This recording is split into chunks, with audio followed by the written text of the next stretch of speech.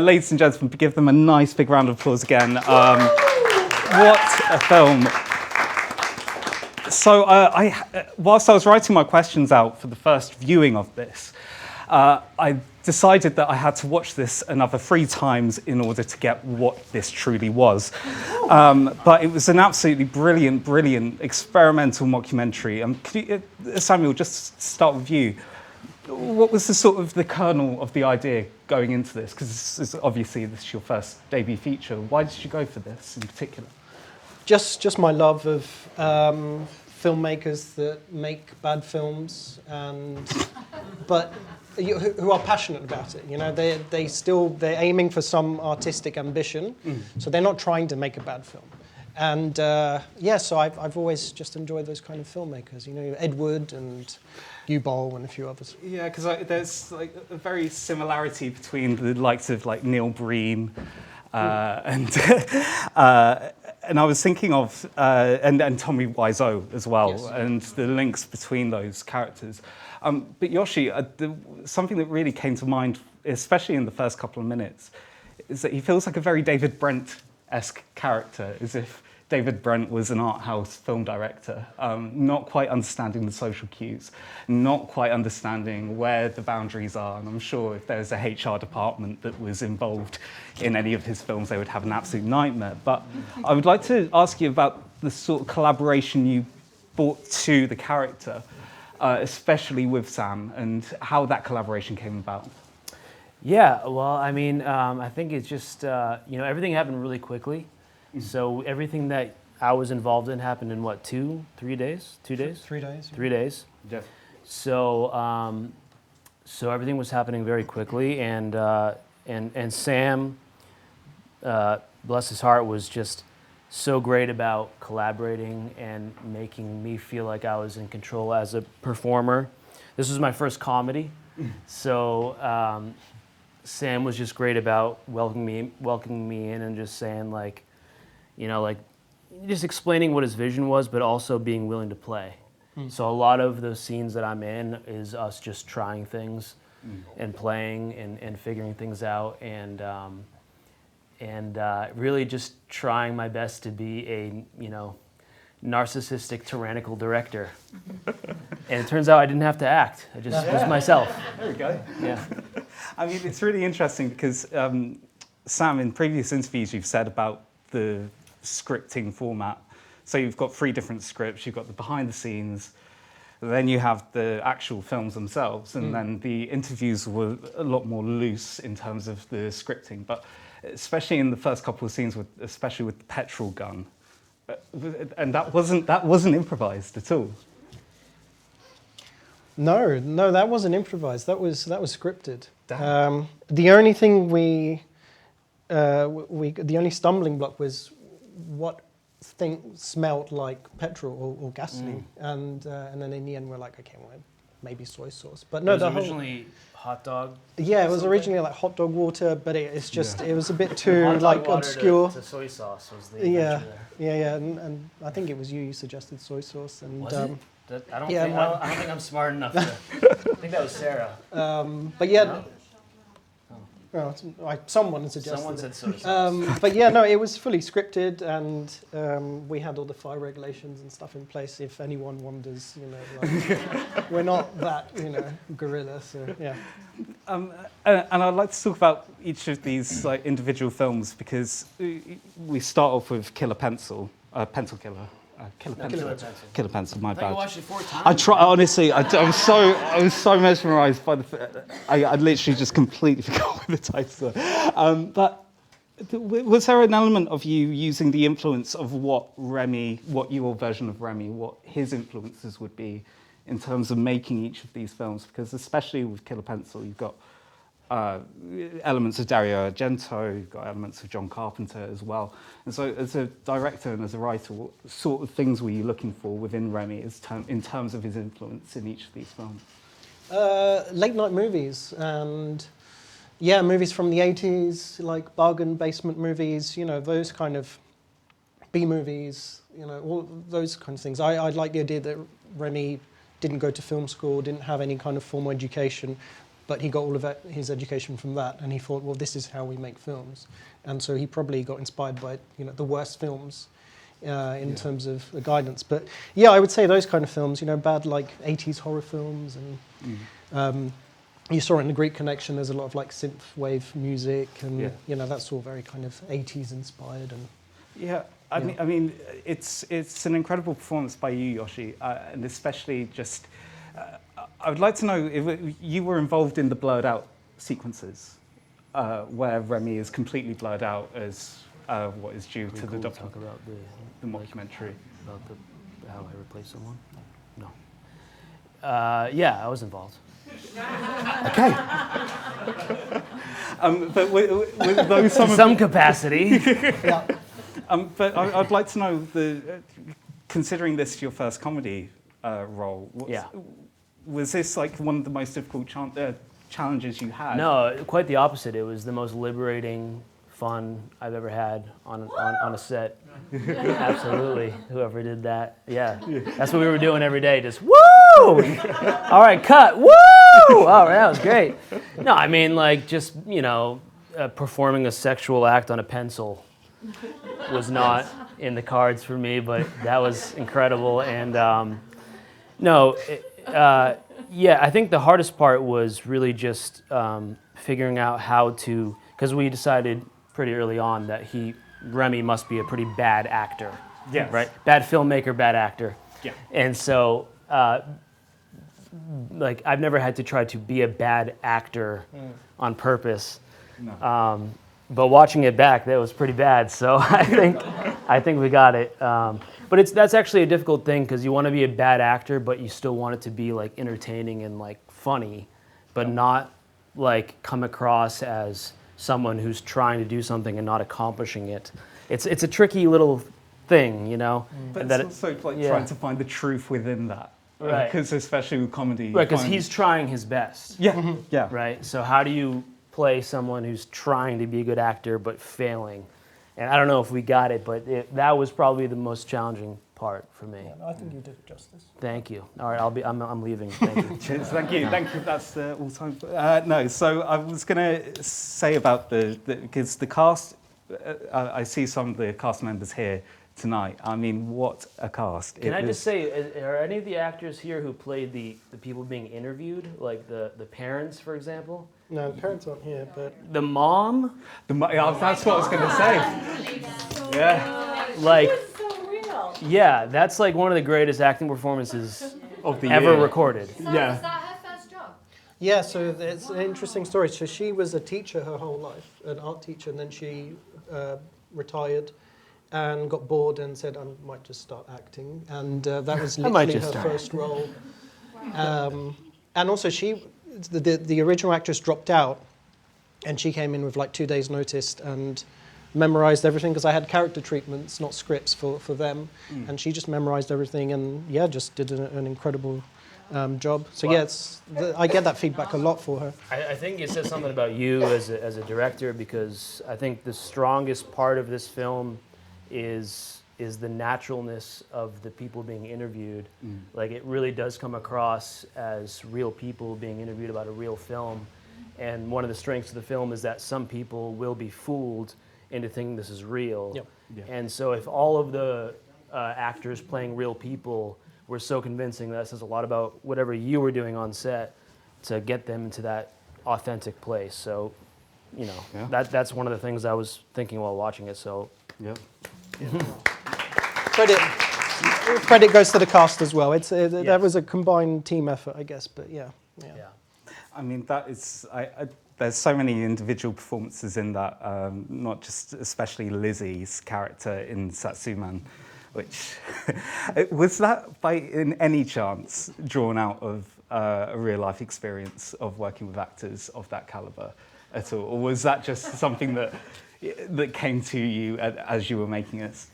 No, I realized that at some point in the film you needed some friction between a character and the filmmaker, and I thought where best to come from, the person who's been put in this horrible, suit that doesn't breathe, and so I thought, it'd come from from Erin, who played Lizzie. Yeah. Yeah, brilliant performance. Just so you guys know, we're going to be taking audience questions as well. So if you've got a question, please just put your hand up. I'll get to you as soon as I'm done. Yeah. No, I found it really interesting about the parallels between you making your first feature versus Remi's making his features. And was there an element of a crossover between how you were shooting and how you were making this film? And did you see parts of yourself in Remi as a director? Not the overall catharsis of it, but the challenges that you're making and the things that you have to edit, the budget that you've got in the back of your head at the time. Yeah. I wouldn't recommend it to anyone to be an indie filmmaker. It's horrendous, and no, I don't know. I hope I'm not as bad as Remi as a filmmaker, but no, you do come across a lot of the same stuff, I guess. Yeah, budget is the main thing. You're constantly dealing with, lack of money. People who don't believe in you, they don't want to give you money. Others who do, and some are in the audience, so thank you. So there are some parallels. But there are also some extreme things that just can happen out of nowhere. Like you've got, I remember in an interview you were doing, you mentioned the fact that you had COVID to deal with, you had Brexit to deal with, you had X, Y, and Z to deal with. As a director, when you're, and it being your first feature film, and the world is constantly against you, how do you get into that physicality, and how do you get into that mentality of just saying, yeah, I'm just going to keep on going? I just don't like giving up, and I just wouldn't. I can't sleep if I gave up. So yeah, the film just went through so many different problems, as you mentioned, COVID, obviously. Brexit, because we had a lot of international cast and crew who had to go home to their respective homes and sort out their visas. All kinds of issues. So you kind of just power through, and I guess that's what separates people who kind of just end up giving up. And I mean, I almost did several hundred times, but yeah, you kind of have to plow through. And I think you have to remember, you talk about the 14, 15, 16-year-old who have that dream, and as cliche as it is, you have to go, okay, well, I owe that person, what would they think if they see me now and I'm giving up? They'd say you're an embarrassment. Yeah. So that's what it is. So yeah, it almost killed me, but we made it in the end. So. Sorry, just to interrupt, I just want to say, the resilience that Sam had to hold on to get us to where we are today, watching this film together, it's really unreal. Whenever we're consuming art, it's easy to critique it as just a piece we're watching, but it's so hard to understand what really went into getting that to where it's at. And you're watching something that he had to piece together after many, many years of things trying to derail his process. And so it's yes, everything could be better, but the fact that he even got it to this finish line after you wrote this thing in college, right? Yeah. College. Yeah. I mean, we're talking 5-6 years. Oh, 3-4 years ago. Yeah, a long time ago. Too long. Yeah, but point being is I just think it's just very commendable of you to have seen it through, and all the obstacles that presented themselves along the way you fought through, and here we are all together. So that's amazing. Yeah. But Yoshi, I was going to ask you precisely the same sort of question, which was, dealing with the COVID pandemic as an actor, not many actors were getting jobs. And at what point were you attached to the project as an actor? And then how did you deal with coming to terms of getting into this? Yeah, so I came way after COVID. I shot my stuff in April of this year. Oh, okay. So, yeah.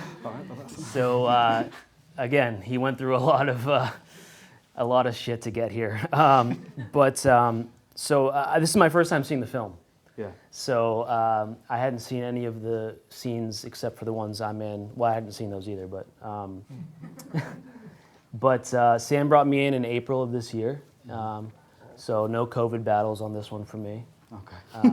But then I'd like to ask you about the sequence in the wheelchair against the wall where Remi's having this complete psychotic meltdown. as an actor, but getting into that psychology and getting into that focus, especially given what's happened before that. Were you shooting in chronological order, or was it a sense of you're jumping into this, but having that in the back of your head? Sam had told me for the wheelchair scene, you know, Sam was kind of talking about like what the metaphor could be of my character disappearing in the film. And for Sam, it was essentially the disappearance of physical media. And so Remi sort of potentially could represent that disappearance. And so his sort of moment in the hallway there in the wheelchair could be like, you know, a physical media, something that used to mean something that used to be important, facing its own demise, but sort of playing the confusion of that. And I think we referenced Twin Peaks. Yep. For that, the disappearance of the main guy's character in that movie or show. Del Cooper. Yeah, Del Cooper. Agent Del Cooper, yeah. Yeah. Agent Del Cooper, yes.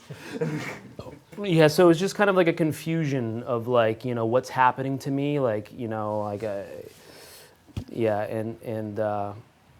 just Remi, I guess, for Sam kind of represents the disappearance of something that used to matter that is now being replaced by a new medium.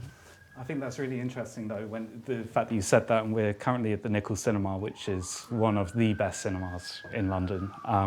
Not despite the Garden Cinema where I work at, but no, the Nickel Cinema is really interesting in terms of the physical media and allowing people that cling on to the physical media. And in the film, you mentioned the idea of streaming and the disappearance of films being made for a physical media. And I'm really interested to see, was that in any way part of the dialogue in curating Remi's character, like the separation away from the modern world, which is all about Netflix streams and so forth? Yeah, 100%. I will just say on that, like, it's I think, I don't know, not to get too deep here, but like, I think, you know, as we're entering this AI age, I think the trajectory of humanity in general is like the sort of building of comfort. And what's interesting is that I think the youth rebels against that. And so like I've noticed just here in England, like a lot of the style for at least men in their, you know, 20s and younger is like a 90s kind of look. And I think that as we continue to try to build comfort around us through AI and what have you, people tend to cling on to things that are the exact opposite of that. So like, you know, people being into records, you know, and buying records, and that's a physical thing that you put the record on, you have to sit there and listen to music instead of having the luxury of like, I'm not into this, so I'm gonna hit skip and go to the next song, you know. And so I think that maybe it's a timely film in that sense, in that, you know, if you do cling on to that sort of metaphor of the disappearance of physical media, I think that no matter how comfortable we make our world around us, we're going to actually desire to make ourselves a little bit less comfortable in rebellion of that. Yeah, well said. I'm going to pass it over to the audience. We've probably got about one or two questions left, part of the Q&A, but if there's any audience members, over here. Yeah, in making this film, it's a mockumentary, right? So nothing can stretch the realms of credulity too much, otherwise people will go, come on, that's like... Is there anything that when you were making the film that you were putting in and you thought, no, we can't have that, because like if it was a gag or something part of Remi's films that were just a bit too extreme, or was everything you thought, wow, I can make this work? That's a hard question. I don't know about that. I think the only thing that we didn't include, which we had to scrap, was a sci-fi film. So Remi would have done a sci-fi film as well, so there would have been about 6 films in total. But no, I don't think we... Yeah, when you're an indie filmmaker, everything has to be lean, so you can't think of like wastage, basically. So yeah, there wasn't much of that. Yeah. Over here, Yep. So, Hi. I'm not going to ask anything deep. I just want to know, okay, the Satsuma chick, she killed him, right? Just get out there. I mean, if that's your take, then why not? Yeah, sure. Yeah. Yeah. Just own up. One from the back, yeah? Is Remi gonna come back? Don't know. I don't know what happened to Remi, so I don't know. I can't tell you. I'm sorry. Yeah, one I last don't one. know if this is a question or not, but as an audience watching this, I feel like I sympathize with Remi, and that could be the whole point behind it, even though he was made out to be completely unbearable. I feel like there's a parts of him that we can relate to as an audience. Do you also feel that way as a creator? Yeah. There was without sounding too pretentious, there was a quote that someone said, which was that everything up close is it can be a tragedy, but when you see it from afar, it's a comedy. And I think so that the two things are always, two different sides of the same coin. So yeah, that was always my ambition, to try and get, like, there are hard cuts where people are laughing and then suddenly you do something, and I want the audience to go, oh, should I be laughing? Should I be, feeling sorry for this character? But yeah, the idea was always to feel, if by the end of the film people feel for this character, then I've achieved something, I guess, because that's what I wanted to do. That's how I feel. I'm sure a lot of us feel that way. Thank you. Can I ask very quickly, what was your favourite Remi Milligan film, and why was it A Song and Dance in Guantanamo Bay? Did I say that was my favourite? I don't think you did, but I just assumed. Oh, right. Because it makes people uncomfortable. I like that, So is that your thing, is making people uncomfortable? Yeah, I think so. I think that's one of the roles of cinema, and it goes back to what you're saying about comfort. You want a film to kind of push, your kind of ideas about things, and the moment we create taboo is when things become a problem. So, like Guantanamo Bay, when I was writing the film, it was a big deal. Like now, it's probably there are young people who don't even know what I'm talking about, but. Rest Yeah, in peace, Dick Cheney. Yeah. Yeah. Rest in peace. Brilliant. One of his great contributions. Yeah, great. Yeah. Thank you, Dick Cheney. Yeah. You should have thanked him in the credits. Yeah. Wait, so talk to me, I'm sorry, just even the animation stuff, I'm just picturing him writing in his room that very long animation sequence. Where did that story come from? From that, so my mum drew. My mum's your an mom? artist. Yeah, right Oh, there. hey! Oh, beautiful. And, Wow. yeah, all the illustrations came from her for Killer Pencil, and then the prototype drawings for the Satsuman puppets. What about the story of the animation? Did you write that? Yeah, I came up with the story. Yeah, It's so random. What is that? Yeah. alcohol, I guess. Let's all go write an animation tonight. I think I need to wrap this up, I'm afraid. But Who was the girlfriend? She was amazing. yeah, who was the girlfriend? Yeah, she was incredible. I do want to end off on one last thing, which is I was reading a bunch of reviews whilst I was preparing for this Q&A, and I kind of wanted a sense of that my opinion was right. And there was one review of this that says this is the exact film of why the art of storytelling is so important. And I guess to that end, was that one of the kind of seedlings into what made you come up with this idea in the first place? Despite the flaws of Remi, despite the flaws of his films and so forth, we see the absolutely hysteric fanhood that he has around him. But surely, and I don't mean to say this was the point of the film, but isn't that kind of it? It's the art of storytelling is probably the most important that we have right now. Yeah, no, it's all I can do anyway, so for me, yeah, it is important. I don't know, I've watched a lot of films, during the festival run for this film, and, yeah, there's a lot of good stuff out there. I think, I just want to like shout out to just indie films in general because it's there. You know, like, I think we're bombarded by all the mega budget stuff, and you know, it's lacking in good storytelling, good characterization, which is really important. So yeah, you know, if you say this film does it well, thank you. But there are so many indie projects that get overlooked, and they do the same thing. Fantastic. I'm afraid I'm going to have to leave it there, but thank you to my guests. Fantastic. And thank you to the Nickel Cinema as well. Thank you guys for hosting us as well. Thank you.